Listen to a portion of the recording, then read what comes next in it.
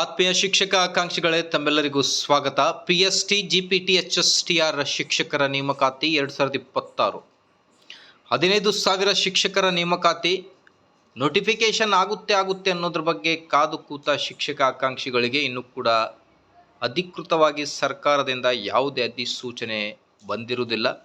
ಮೊನ್ನೆ ಅಷ್ಟೇ ತಮ್ಗೆ ಗೊತ್ತಿದೆ, ಕ್ರೈಸ್ ಶಿಕ್ಷಕರ ನೇಮಕಾತಿ ಕುರಿತು ಬಂದ ಅಧಿಸೂಚನೆ.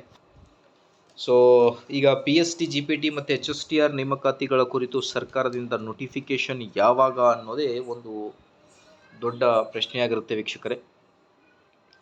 ನೋಡಿ, ಈಗ ಕ್ರೈಸ್ನಲ್ಲಿ ನೇಮಕಾತಿ ಕುರಿತು ಅಧಿಸೂಚನೆ ಬಂದಿದೆ. ಸೊ ಹಾಗಾಗಿ ಇನ್ನು ಕೆಲವೇ ದಿನಗಳಲ್ಲಿ ಸರ್ಕಾರಿ ಶಾಲೆಗಳಲ್ಲಿ PST GPT ಮತ್ತು HSTR ನೇಮಕಾತಿ ಕುರಿತು ಕೂಡ ಅಧಿಸೂಚನೆ ಯಾವಾಗಾದರೂ ಬರಬಹುದು. ಸೊ ಹಾಗಾಗಿ ಅಧಿಸೂಚನೆ ನೋಟಿಫಿಕೇಶನ್ ಆಗ್ತಾ ಇಲ್ಲ ಅನ್ನೋದ್ರ ಬಗ್ಗೆ ಬೇಜಾರಾಗೋದು ಬೇಡ.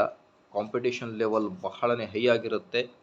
ನೀವು ನಿಮ್ಮ ಪ್ರಿಪ್ರೇಷನನ್ನು ಮಾಡ್ತಾಯಿರಿ. ಬಿಕಾಸ್ ಶಿಕ್ಷಣ ಇಲಾಖೆಗೆ ಭೇಟಿ ಮಾಡಿ ಭಾಳಷ್ಟು ಶಿಕ್ಷಕ ಆಕಾಂಕ್ಷಿಗಳಾಗಲಿ ಓಕೆ ಸೊ ಚರ್ಚೆಯನ್ನು ಮಾಡ್ತಾ ಇದ್ದಾರೆ. ಆದಷ್ಟು ಬೇಗ ನೇಮಕಾತಿಗೆ ಅಧಿಸೂಚನೆ ಬರಲಿ ನೇಮಕಾತಿಗಳ ಕುರಿತು ಅನ್ನೋದ್ರ ಬಗ್ಗೆ. 15,000 ಶಿಕ್ಷಕರ ನೇಮಕಾತಿ ಆಗುತ್ತೆ. ಸೊ ಹಾಗಾಗಿ ಪ್ರಿಪ್ರೇಷನನ್ನು ಮಾಡ್ತಾಯಿರಿ. ಏನಾದರೂ ಅಪ್ಡೇಟ್ ಬಂದರೆ ಸರ್ಕಾರದಿಂದ ಅಧಿಕೃತವಾಗಿ ಖಂಡಿತ ತಮ್ಮೊಂದಿಗೆ ಶೇರ್ ಮಾಡಲಾಗುವುದು. Till then please like, share and subscribe. Thank you friends.